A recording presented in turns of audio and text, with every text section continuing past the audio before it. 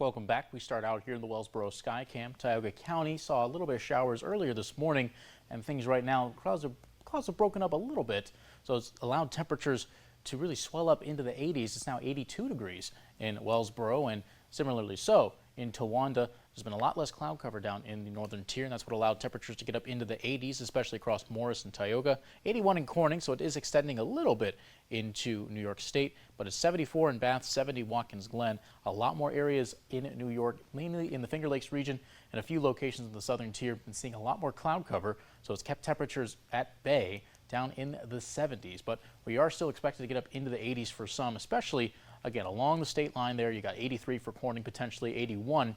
Tioga, 83 for Tioga Village, 83 towards Candor. But you head back over towards Steuben County, some 81s also going to be found throughout there, and a lot of mainly low 80s for the northern tier. A little bit more heat being found further to the south here today. Had some showers still making their way through, and they're very light stuff, very light drizzles here moving throughout the region. Don't have a lot of energy behind them, but it's mainly where we're seeing a lot more cloud cover.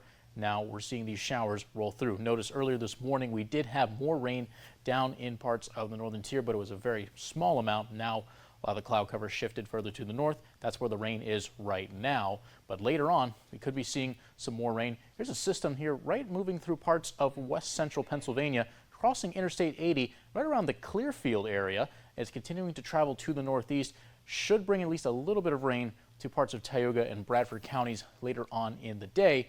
In the next few hours, though, we will see temperatures creep up into the 80s here ever so slowly, with a few bursts of sunshine in the afternoon likely to be what is going to get us over the hump when it comes to that temperature. Now, there is still that excessive rainfall outlook, marginal risk for areas in Tioga and Bradford County, and it's mainly for right around the southern portions and eastern portions of Tioga County, and looks like about 90% of Bradford County.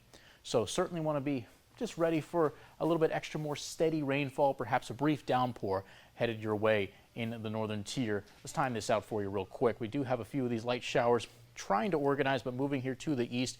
Notice how you do have a little bit of higher levels of reflectivity, but there's really not too much. You're going to get a little bit of this rain rolling through, and then things calm down eventually by the time sun sets here later on tonight. Wednesday, pretty calm, a little bit of cloud cover here and there, but overall should stay fairly quiet here on Wednesday. Then you see more showers and storms start to make their way through on Thursday. So that's the next day that we're likely to see at least a little bit more activity in the region.